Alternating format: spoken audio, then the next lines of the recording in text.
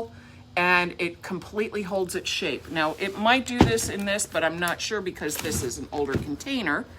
But this, yeah, it kind of melts back on itself. This is creamier, more like mayo stuff. And then you can see that where I cut the little dipping stick in, it's melting back on itself. So it is a softer plaster than the LusterStone is.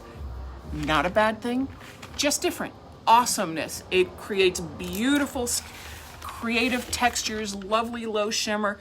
LusterStone's shimmer is a little frostier. So the Artsyville metallic paste, its shimmer is subtler and creamier. The LusterStone colors are frostier and a little more in your face. So we're gonna, oh, Heather loves my crown, thank you. This is my Frida Kahlo Fifi Mahoney headband from New Orleans. I have several of them. This is one of the new ones that just arrived yesterday. I'm so excited. I'm gonna be wearing them all the rest of the month, so even when we're doing Christmas stuff, I'm still gonna have Halloween on my head. Okay, so here in front of me, I have a board. Let me tape it down just to make it easier. I was gonna pull out an easel, but I've got so much other stuff going on in the back, I would have probably knocked over 4 pieces of furniture just trying to get it to the front. Let's not do that, let's not put it in the middle. And I'm doing a dark background just so it's easier for you all to see. Now, normally when you use a metallic plasters, both the metallic paste and the metallic plaster have some sheerness to it. So you want to start out with a base color that's going to complement your plan. Meaning if you want a gray metallic plaster wall, you need to start out with a gray base that's close to the color of your metallics. If you want a lot of contrast, then you're going to pick a base color that's different from the top color. All right, so I'm going to trowel on both so you can see what they both look like troweled. I'm going to take a little bigger trowel. This is our metallic, our crushed pearl LusterStone, and that's kind of a grayish tone, light gray. Trowels on very nicely.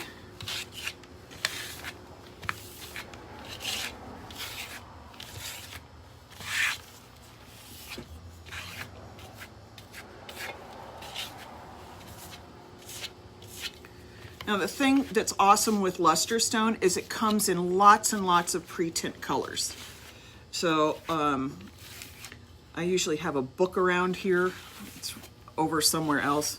I'm just playing with this. I'm doing stuff that I shouldn't be doing, smearing it instead of troweling it.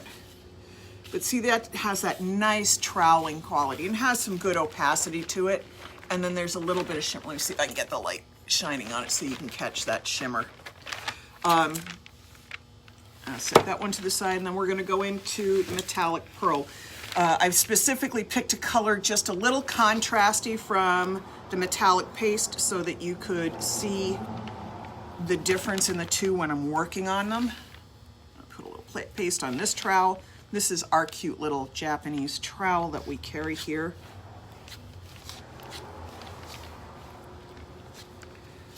And this is just a little creamier. This has a little more drag when you pull on it. Not a bad thing, it's just the difference in the consistency. I mean, truly, this is a little more pasty, this is a little more plastery, so that is a texture difference. And sometimes, even me showing you this, you won't always get the difference between the two plasters until you've got your hands on them. Obviously, I'm just troweling them smooth so that you can see the sheens in them. So let me see if I can zoom in here and get that. So LusterStone has sort of a frosty sheen to it, and then the metallic paste has a much more subtle shimmer, which is really lovely. Now, both of these things you can run a roller through, no problem. Let me grab one right here. This is, I don't know which one this is, I just grabbed it. And I'm not even gonna put it on a roller, I'm just gonna do it with my hands like this.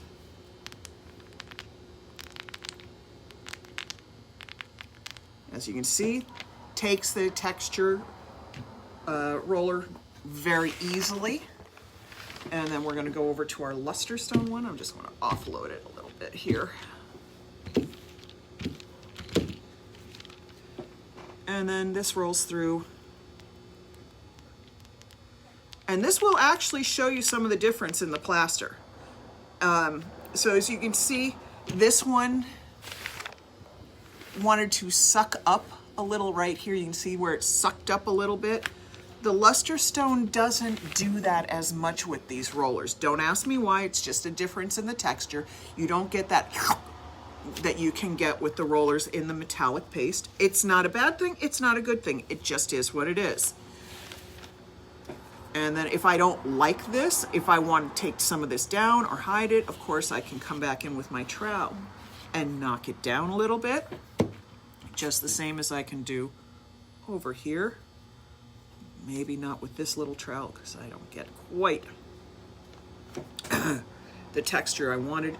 And of course, be smarter than I am. Have a towel, wipe the edges of your trowel. So now I'm going to come back in here and smooth this because I got gunk drying on both of my trowels that I was using. Now, if you're going to do something like this on a wall, or you want 100% opacity and low elegant sheen on it, that's a let me pull it back here. That's a couple layers. So you're gonna roll on, you're gonna basically take this or the metallic paste, you're gonna run a roller through it, you're gonna roll it on the wall, then you're gonna let it dry. Then you're gonna take a generous douse of whatever your next color is, and you're gonna come in and you're gonna do movement coats, like this. And so all of that subtle hand movement I just created will then make it, once this is dry, we're gonna do a tight skim coat over it, and you're gonna have just a subtle sheen of marbleized movement there. And it would do the same with this one. This one I think does that a little better than this one. This one has other wonderful things, and it makes, they're both fabulous plasters. So there's no, I shouldn't say I can't say there's no difference between the two, but they're both excellent products. This one, we're gonna pull another sample board over, and I'm going to show you one of the things that I think is a choice maker for some people, or a deal maker, deal breaker. So this is a board that we did on another live with LusterStone. I did a couple colors on it, troweled on and off. But we got a really nice subtle finish, except where I scraped it. So let me put a piece of tape down just so it doesn't move. And so I have this other edge taped because I pulled that in my cleaning up. And again, we did this on another demo. So I've got this set up here. Now I have our wonderful new cow skull. And this is a Two Chatty Chicks stencil. Let me see if I can get it to fit on this board one way or the other because it's a little wide. We're gonna do it this way just so you all can see what I'm doing. And if it goes off the board, it goes off the board, so what? So this is a slightly thicker stencil. Really thin stencils, I'm good with the metallic paste, but I think I have found that the metallic paste, if I needed to build it up thick, wants to soften around the edges, meaning kind of settle down a little bit and spread just a touch.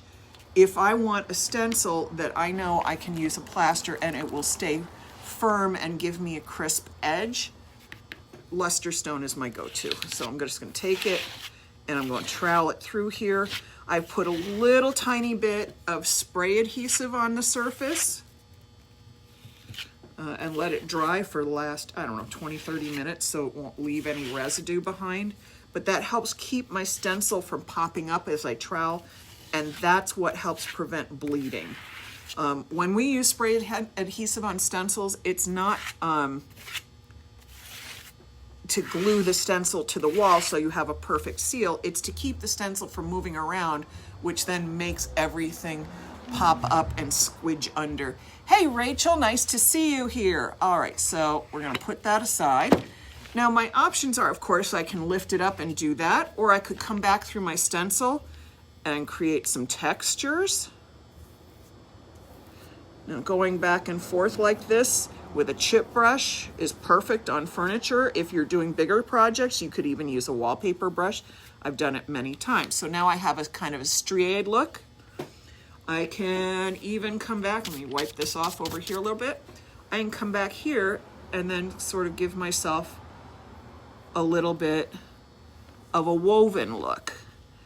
And if I think I took out too much going across, I just come back with my chip brush and do it again. And truly, the best chip brushes for doing this are the most beat up, because when they're newer like this, their bristles are too uniform.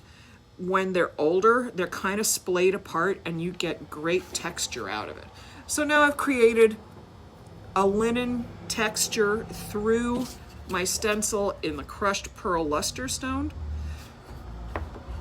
Let's pop this stencil up and look how cute that is. Let me see if I can zoom it in so you can see that texture. Shift my camera, sorry, my hand's in front of that. So you can see right in here that nice woven texture. Let me pull this up so I can bend it and you can see it. And you can see microscopic bleeding along the edge, and you're seeing it really clearly because I have it zoomed in. I guarantee you. Remember, nobody should stand that close to a wall or to a piece of furniture. So now it looks great. I could glaze that, which would then enhance that woven texture, or I could leave it as is and leave it really subtle. And this was done in LusterStone. But I can also, I'm gonna take this and we're gonna move this board around just a little bit so I can get at it. I'm trying not to do this in a way that I mess up what I already did so you can see it. So this is gonna be a very awkward position right here. All right, let's put this back down so that it stays tacked. So we're gonna take our metallic paste that we were using before. And again, we're gonna do exactly the same thing we did there, only we're gonna do a little bit of it right there. So you can see exactly how it looks that's a little different other than the color. Please remember, the colors are, it's the texture that's important. The colors are secondary when we're talking about what the difference is between the two products. All right, so I troweled that on and I'm gonna take my chip brush and go kind of dab it out over on the side so you can't see what a mess it is. And then I'm just gonna come across and do my linen weave that way. And you see, I don't know if you notice this, I can feel it. It pulls a little more when I do this. It's got a little more dragginess to it. Not a bad thing, it's just the different texture. So you're going to get a slightly different texture out of it. So it's a, set that over there. So now we can zoom in on that. Let's see if I can zoom in on it. Whoops, sorry folks, now you get to see the ceiling. There we go. Camera reversed. So you can see right in here, instead of a crisp weave like we got over here, it's a little bit melty, a little draggier. Not bad. Just understanding what you're going to get out of different textures allows you to make better choices when you're doing your projects. I mean, if I was just troweling it on, putting it through a stencil, pretty much these are interchangeable.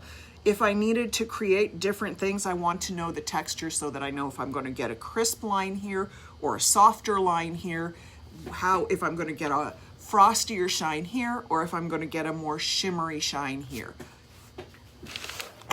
All right. Ooh, you got a close-up of me, everybody. Sorry, let's zoom out. Let's see if it'll zoom up. My fingers are so dirty, my camera lens doesn't want to work. Or my camera fingers don't want to work. There we go. We're all zoomed out again.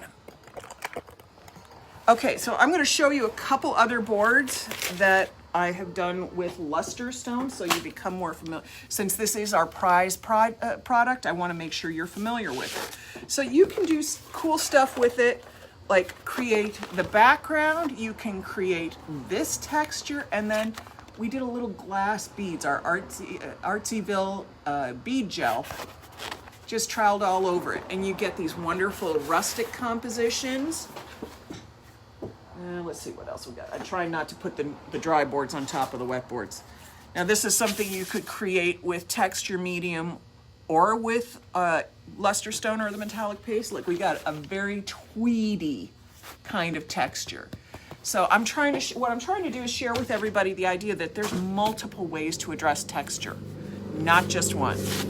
This is this is what LusterStone looks like dried and troweled with two very similar colors. You get that kind of frosty metallic shine to it. And then of course we used it through stencils here.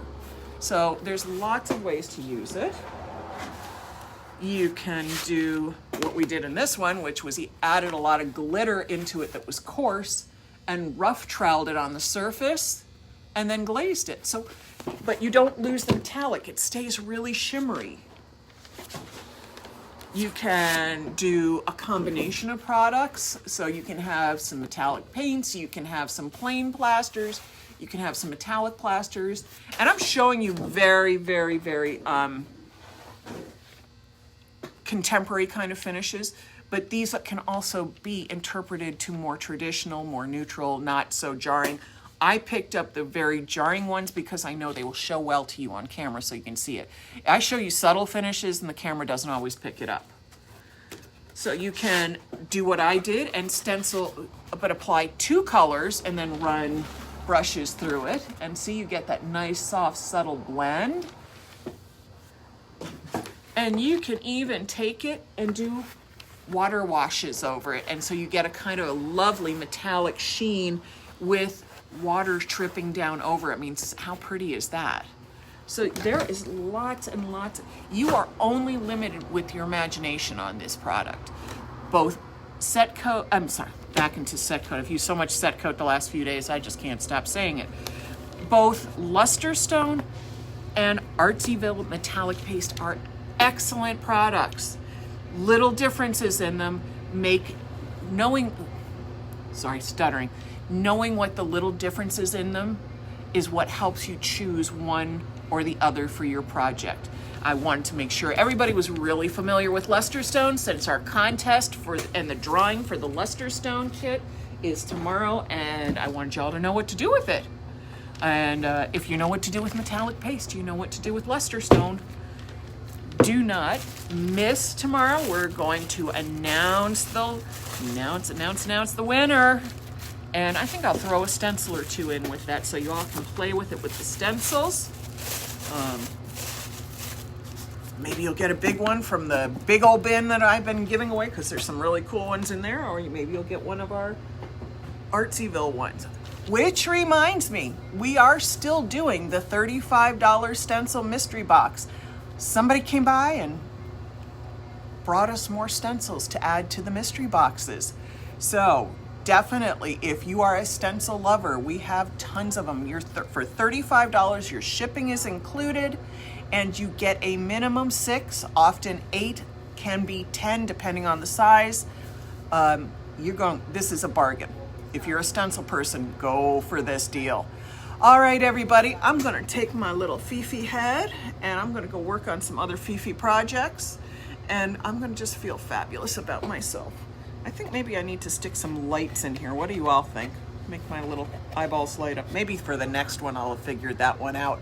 All right, everybody, have a great afternoon. It was wonderful being here with you twice today. Tried to keep them a little shorter. Enjoy the beautiful afternoon. Have a good one, everybody. Bye-bye.